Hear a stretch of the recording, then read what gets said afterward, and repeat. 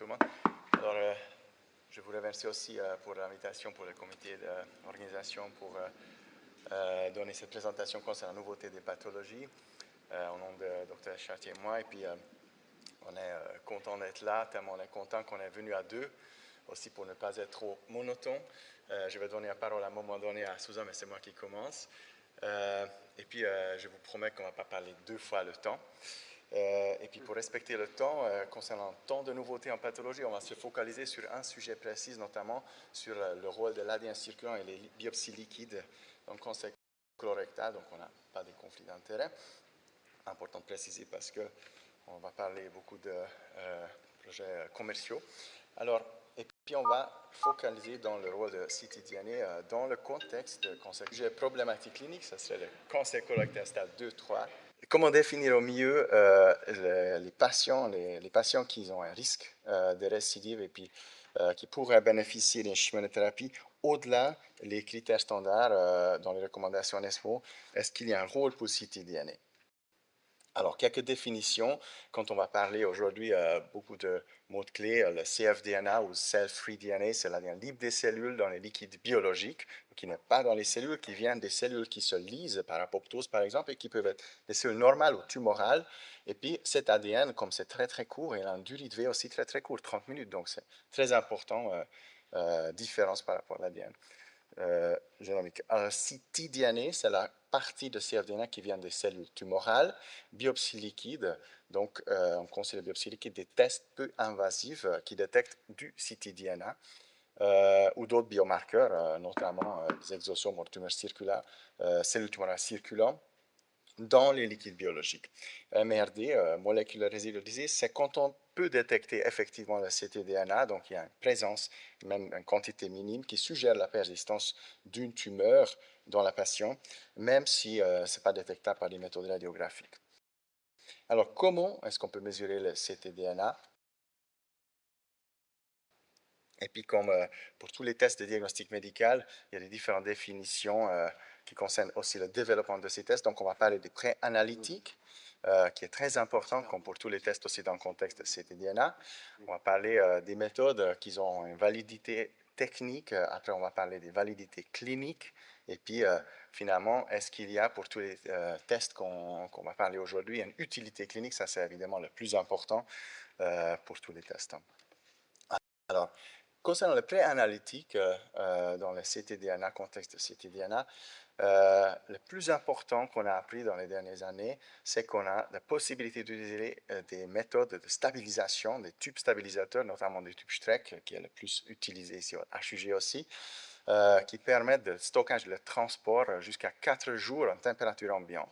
Mais c'est important, et puis ça je souligne, qu'il ne faut jamais mettre dans le congélateur ou le frigo ces tubes parce qu'on ne peut plus les utiliser. Donc, vivement l'utilisation des tubes Streck, mais toujours à température ambiante.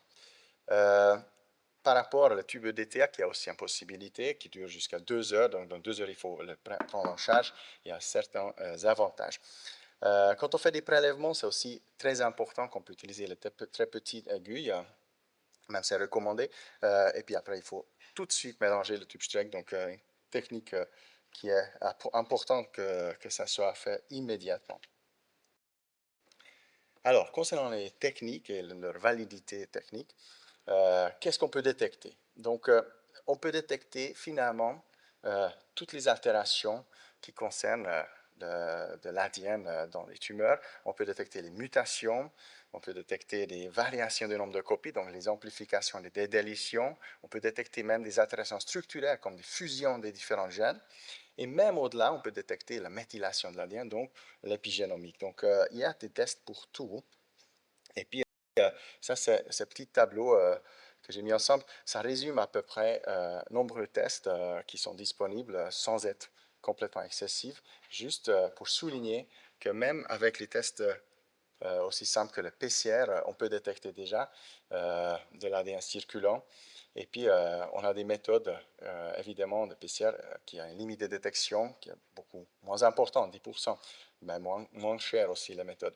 On peut aller un petit peu plus sophistiqué avec digital PCR pour faire une limite de détection plus important, avec un prix toujours affordable, mais malheureusement, on peut toujours analyser un ou deux gènes. Et puis, quand on parle des analyses qui sont les plus répandues aujourd'hui, on parle des tests de NGS. Donc, on peut utiliser aussi l'NGS pour la détection des biopsies liquides, mais il faut savoir que la limite de détection, il est beaucoup moins important, par exemple, quand on utilise un digital PCR. C'est aussi important que ce n'est pas le NGS standard, donc il faut des tests spécifiques avec une pipeline analytique désignée pour la détection de ctDNA, et puis les coûts, ils augmentent aussi. Et puis après, il y a des tests qui sont, comment dire, des nouvelles générations ou des ultra-sensitive tests. Les tests qui ne sont pas accessibles à tous les centres universitaires parce qu'ils sont typiquement réalisés dans les laboratoires des États-Unis. Et puis, on va focaliser aujourd'hui surtout sur ces tests qui permettent une analyse beaucoup plus approfondie avec une sensibilité, même au-delà de la digital PCR, et justement pour la détection de molecular residual disease, de MRD, c'est ça qu'on a besoin. Évidemment, le prix il est aussi plus important, et puis on peut analyser les différents nombres de gènes par les deux techniques ou même de méthylation de l'ADN.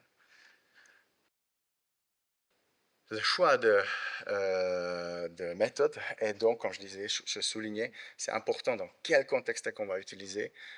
Les tests qu'on peut réaliser même à l'HUG, les tests NGS, sont très importants dans la phase de maladie avancée, mais le test sur lequel on va focaliser aujourd'hui dans les études, dans la partie follow-up, où il y a très très peu de quantité d'ADN circulant, et puis on veut détecter, c'est les tests ultrasensibles qui sont plus coûteux. Et je donne la parole. Merci Christophe. Donc après la partie technique, on va essayer de vous présenter l'utilité en fait, de l'ADN tumoral circulant dans le cancer colorectal. Donc la première partie, c'est l'utilisation de l'ADN tumoral circulant comme un indicateur pronostic. Donc ça, c'est quelque chose qui est maintenant bien montré. Il y a eu vraiment de multiples études qui retrouvent à peu près toute la même chose, c'est-à-dire que le fait d'avoir un ADN tumoral circulant positif en post-opératoire est associé à un plus mauvais pronostic avec une augmentation du nombre de récidives. Et c'est valable aussi pour la détection de l'ADN tumoral circulant au début de la surveillance, c'est-à-dire après la complétion des traitements, notamment pour les patients qui reçoivent de la chimiothérapie. Donc ça concerne combien de patients à peu près? Donc en post-opératoire, on sait que pour les stades 1, c'est un nombre réduit de patients. Les stades 2, ça va être un peu en dessous de 10%. Et les stades 3, c'est variable selon les études et les méthodes, mais on va être autour de 10 à 25%. Et puis pour les stades 4 qui sont résécables, on va monter à 30 ou 50%. Donc je ne peux pas vous montrer toutes les études, j'ai choisi juste les courbes de l'étude Galaxy Circulate, qui est une étude japonaise, observationnelle. Et donc vous voyez que ça discrimine très bien la survie des patients entre ceux qui sont positifs pour l'ADN tumoral circulant et ceux qui sont négatifs, et ce, quel que soit le stade de la maladie. Et donc ça, c'est leur résultat en termes d'hazard ratio. On voit que l'ADN tumoral circulant se démarque nettement des autres facteurs pronostiques. Voilà. Une autre valeur pronostique de l'ADN tumoral circulant, c'est quand on parle de la clearance de l'ADN tumoral circulant. Donc là, ça concerne uniquement les patients qui sont positifs pour l'ADN tumoral circulant. On sait que ceux qui vont clearer, et ceux de manière continue et définitive, leur ADN tumoral circulant après la chimiothérapie ont un meilleur pronostic. Quand on compare à ceux qui ont une persistance de cet ADN tumoral circulant, voilà, pareil, avec des récidives beaucoup moins fréquentes dans le groupe qui clear et très fréquentes dans ceux qui ne clearent pas leur ADN. Donc ça, c'est la valeur pronostique. Après, est-ce qu'on peut utiliser cet outil finalement pour moduler la prise en charge des cancers colorectaux? C'est pas une question hein, pour l'instant qui est complètement, à laquelle on n'a pas complètement répondu. Donc là, finalement, une grande partie des études vont se concentrer sur savoir si on peut utiliser l'ADN tumoral circulant pour sélectionner les patients à qui on doit donner de la chimiothérapie adjuvante. Et donc, pour l'instant, il y a eu beaucoup d'études observationnelles, pas beaucoup d'études interventionnelles. Et donc, les études interventionnelles qui ont publié leurs résultats, je pense que la principale, c'est l'étude dynamique. Donc, l'étude dynamique, elle s'est intéressée au cancer colique de stade 2. Et donc, leur schéma, c'était de donner soit la chimiothérapie par décision classique, soit selon le résultat de l'ADN tumoral circulant. Donc, c'était une étude randomisée contrôlée de non-infériorité. Et donc, ce qu'ils ont observé, c'est que dans le groupe de décision classique, 28% des patients ont reçu de la chimiothérapie, contre seulement 15% dans le groupe où la chimiothérapie était décidée en fonction du résultat de l'ADN tumoral circulant.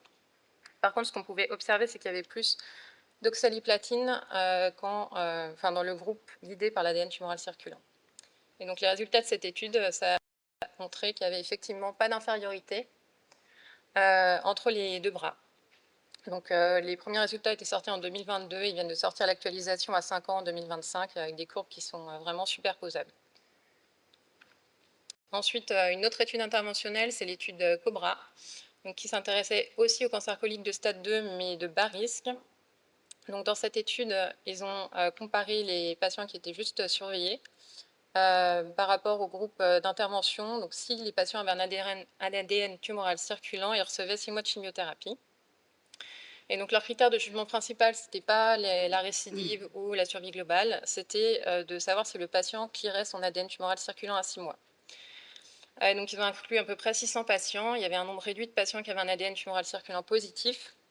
Et en fait, l'étude a été interrompue précocement parce qu'ils n'ont pas observé plus de clearance dans le groupe chimiothérapique que dans le groupe contrôle. Au contraire, il y avait plus de clearance dans le groupe contrôle.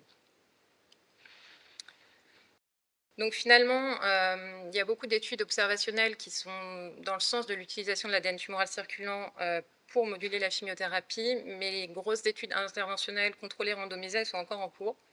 Et donc c'est encore un petit peu tôt, je pense, pour dire comment et quand utiliser l'ADN tumoral circulant pour le choix de la chimiothérapie. Après, je vous ai listé d'autres utilisations potentielles. Probablement, il y en a encore d'autres que je n'ai pas citées, mais on peut imaginer utiliser l'ADN tumoral circulant pour savoir quel patient opérer quand on est face à un PT1 réséqué endoscopiquement. On peut imaginer aussi l'utiliser pour détecter de manière plus précoce les métastases et donc éventuellement pouvoir accéder à des résections locales. On peut imaginer également l'utiliser dans le suivi des cancers rectaux après la radiochimiothérapie. Peut-être que ça pourrait permettre d'affiner les méthodes de watch and wait. Et puis, ça c'est plus à la marge, mais probablement on pourra l'utiliser pour les patients qui refusent absolument tout test, tout prélèvement tissulaire, et pour les patients chez qui le prélèvement tissulaire est insuffisant pour faire le profil moléculaire. Voilà.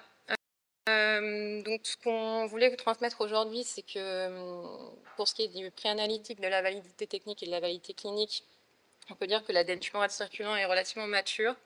Après, pour l'utilité clinique, on manque encore des résultats des études qui sont en cours pour définir exactement comment, quand l'utiliser. Et puis, il va y avoir la problématique aussi des coûts, parce que c'est des tests assez onéreux, mais qui potentiellement permettent de réduire la thérapeutique et d'améliorer la qualité de vie des patients, notamment en termes d'angoisse, parce que visiblement, les patients, quand ils sont suivis par ADN tumoral circulant, ressentent moins d'angoisse quand c'est négatif. Voilà.